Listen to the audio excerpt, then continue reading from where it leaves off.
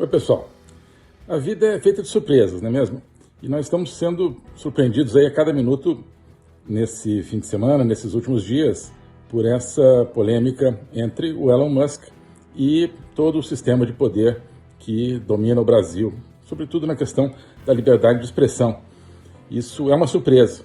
E essa surpresa se reflete no seguinte: eu queria dar uma surpresa para vocês.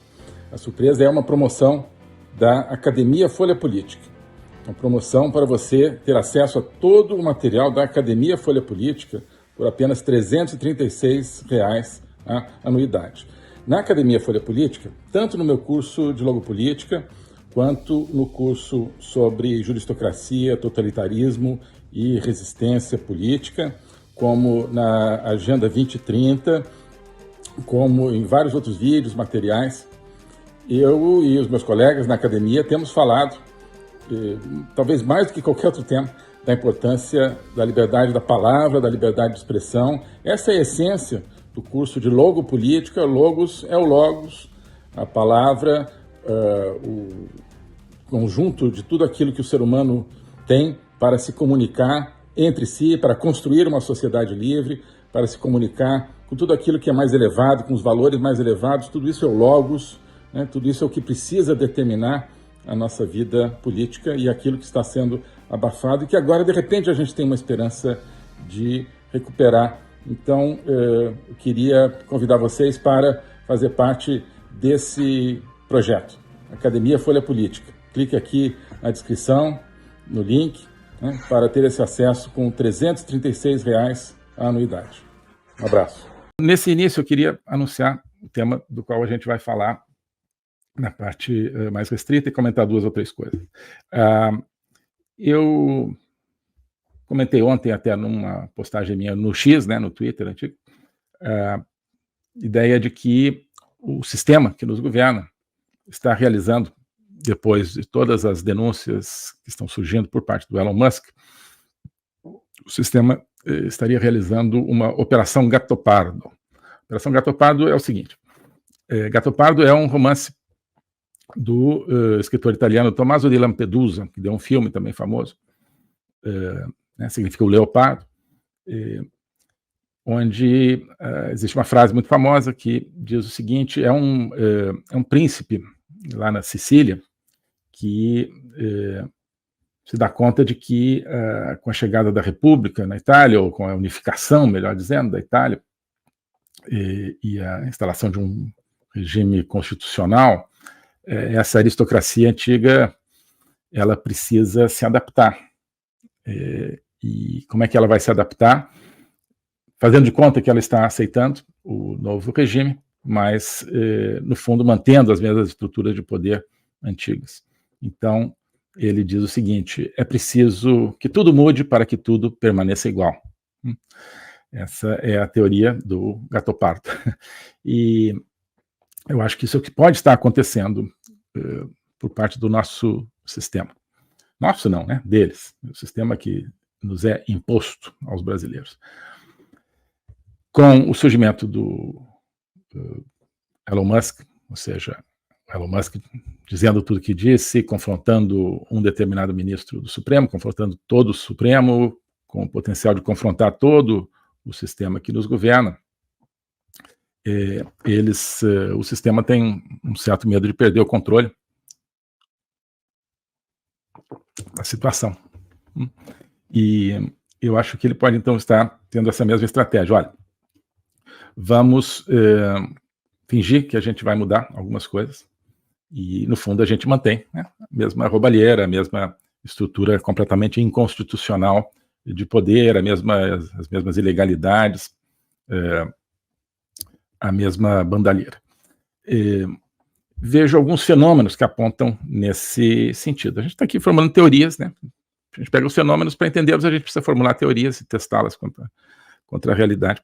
Mas acho que isso explicaria, por exemplo, esses editoriais que surgiram na Folha de São Paulo, no Estadão, muito severos, muito críticos contra o STF, dizendo: olha, abusos estão sendo cometidos, o que é isso?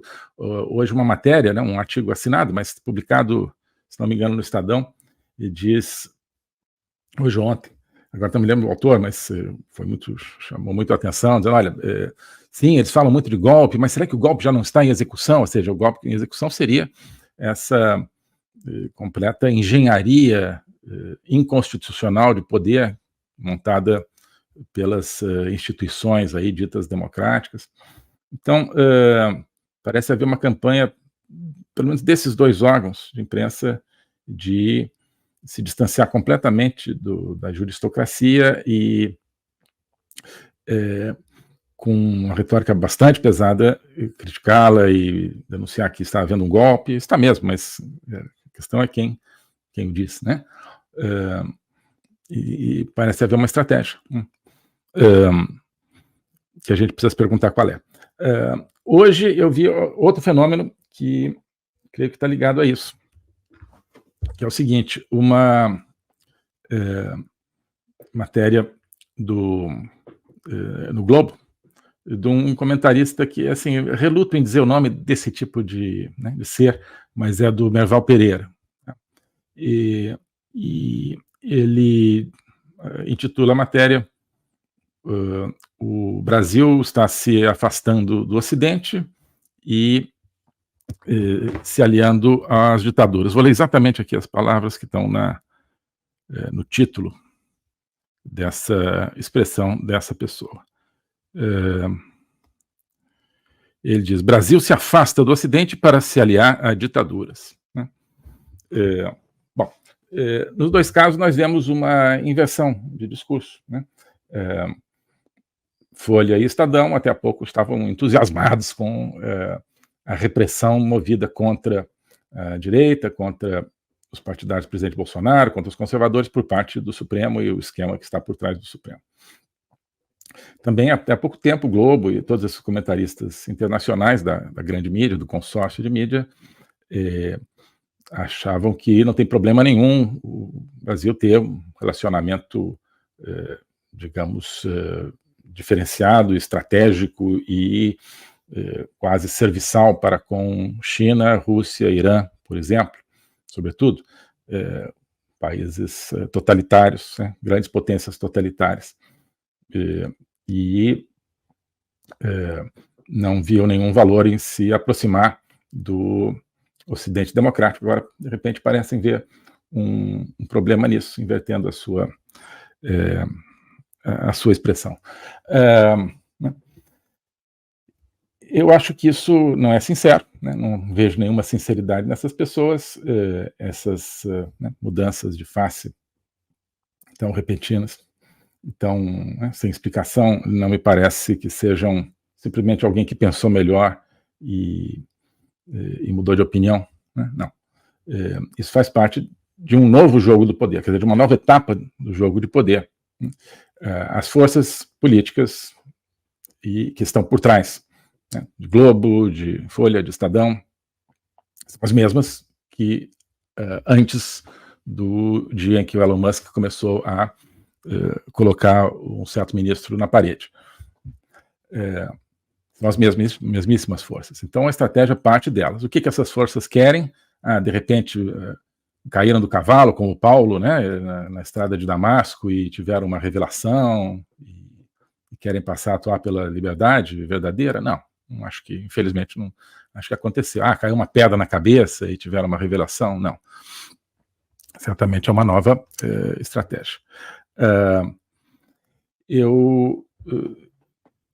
Claro, a gente não tem todos os detalhes do que possa ser, obviamente, essa estratégia, mas visivelmente eles estão querendo, em primeiro lugar, visivelmente não, hipoteticamente eles estão querendo, em primeiro lugar, reconquistar o centro da discussão, né? O debate nessas últimas semanas foi todo, olha, você tem evidentes quebras na liberdade de expressão no Brasil, promovidas, né, por certas figuras, por certas instituições, e você tem essas próprias instituições tentando, de alguma maneira, se defender ou virar a página ou até mesmo escalar uma luta contra a liberdade de expressão para, né, mostrar que elas não dão bola para essas denúncias do Elon Musk, etc. O fato é que a iniciativa está com aqueles que gostam de liberdade, que gostam da liberdade de expressão. O sistema, ele talvez tenha visto que ele não tem como recuperar essa iniciativa. Não dá para você defender, ele deve ter se dado conta que agora que você tem um público mundial à escuta, não dá para se defender com argumentos de todas essas acusações. Então, uma das coisas que ele precisa fazer, e hoje nós estamos no mundo da informação, da comunicação, é recapturar a logosfera, né? Enfim, a esfera onde se dá a comunicação, a informação, ou a desinformação. Então, a estratégia deles é se juntar à crítica, né? Se juntar às correntes, né, que agora estão batendo de frente contra o Supremo, em termos da liberdade de expressão, né?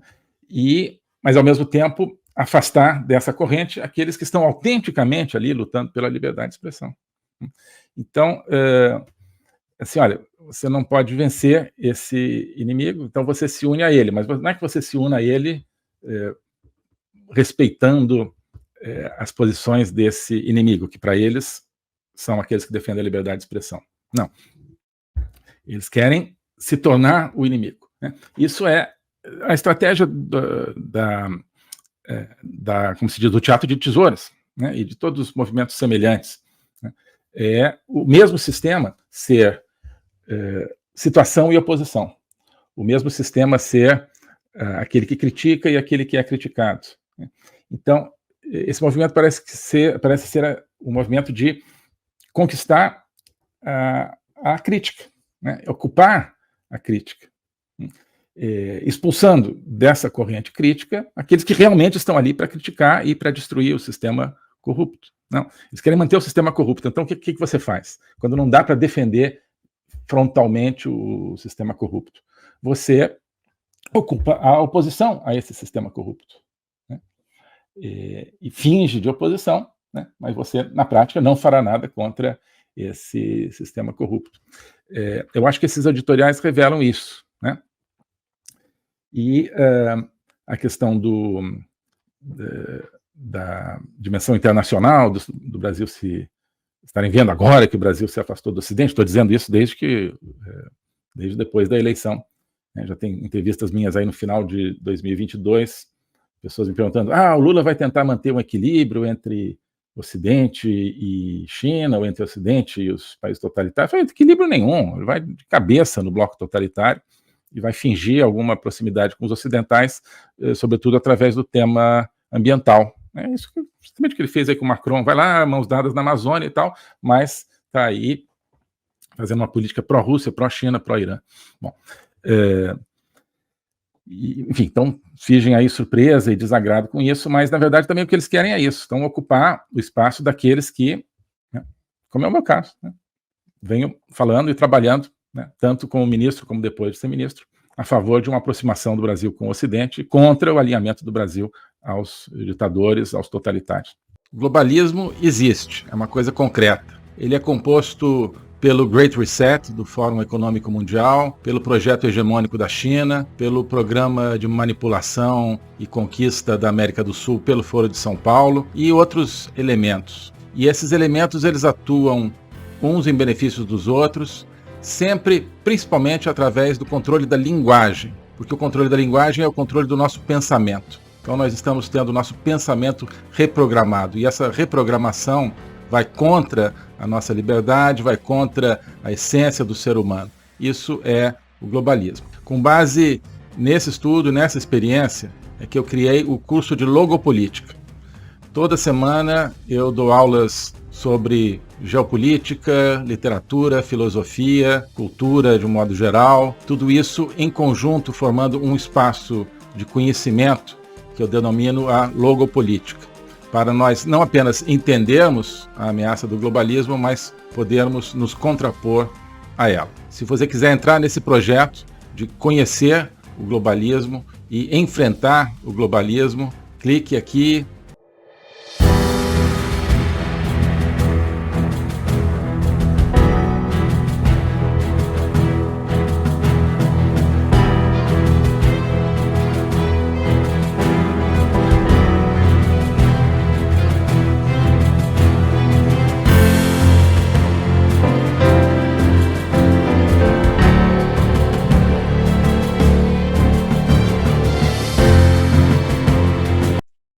Alô a todos. Hoje eu gostaria de falar sobre o meu novo curso de Logopolítica, onde eu vou colocar a versão completa daquilo que eu tenho a ensinar sobre o globalismo. O globalismo nas suas múltiplas dimensões: geopolítica, econômica, social, cultural, filosófica, dimensões que só podem ser entendidas em conjunto e que só podem ser entendidas em conjunto a partir de uma perspectiva logopolítica, ou seja, uma perspectiva do logos. Logos é a essência do ser humano. É a racionalidade, mas é também a linguagem e a capacidade de se comunicar e de sentir a transcendência. E essa essência do ser humano está ameaçada e por isso a gente precisa entendê-la numa perspectiva logopolítica, portanto política, ou seja, que tem a ver com a discussão do destino, com a luta pelo destino. Portanto, logopolítica diz respeito à luta e ao combate pelo futuro da humanidade, pela essência do ser humano, que está ameaçada justamente pelo globalismo. Ensinar isso, para mim, é uma missão que eu quero compartilhar com vocês. É uma aventura intelectual para a qual eu quero convidar vocês, uma aventura que é fundamental para que possamos participar da luta justamente por um mundo verdadeiro, por um mundo autêntico, por um mundo que preserve a essência do ser humano, um destino de uma humanidade livre, de uma humanidade aberta justamente ao Logos e a toda a sua complexidade. Nesse curso você vai entender esses grandes combates, quais são as ideias que estão por trás daquilo que ameaça essa essência do ser humano, as grandes ideias que estão se confrontando, quais são as ideias que precisam ser mobilizadas justamente para a defesa, para a preservação dessa nossa essência. Portanto, é preciso entender as discussões filosóficas que não são puramente abstratas, que têm a ver, que têm efeitos diretos na nossa vida diária. Então, quando nós vemos os fenômenos da inflação, da guerra, da carestia, de várias carências no mundo de hoje, nós estamos diante, no fundo, de processos que têm a ver com as ideias. São as ideias por trás desses processos que determinam a sua problemática. Então, essa concepção de um ser humano sem essência, sem transcendência, que nós vemos hoje na nossa sociedade, essa concepção é que tem consequências dramáticas, inclusive na nossa vida material. Atrás dessa concepção existe um projeto de controle total, um projeto totalitário, de domínio. É por causa disso que nós assistimos hoje a fenômenos que nos parecem caóticos, que nos parecem desconectados, mas que vão acabando com a nossa liberdade, vão desestruturando a nossa sociedade, fazendo com que nós vivamos, mesmo dentro de países teoricamente democráticos, cada vez mais dentro de uma sociedade de controle. Então, nós hoje temos, você certamente tem, dificuldade de entender o que está acontecendo no mundo.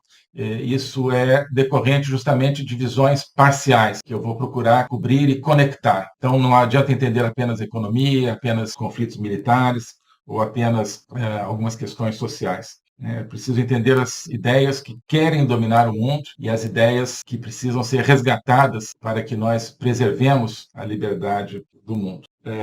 Então é isso que eu quero oferecer a você nesse curso de Logopolítica. Nós vamos estudar o conceito, a evolução, a manifestação do globalismo na história recente, sobretudo, mas ao longo de toda a história humana, as ideias atuais que conformam o globalismo, elas são muito antigas, assim como as ideias de defesa e preservação da essência do ser humano também são antigas. Então nós vamos lá atrás, nos gregos, nos pré-socráticos, Platão, Aristóteles, e vários outros autores ao longo da história, procurar entender tanto as ideias da defesa do logos, da defesa da essência do ser humano, quanto as ideias que hoje ameaçam tão fortemente e tão incisivamente a nossa liberdade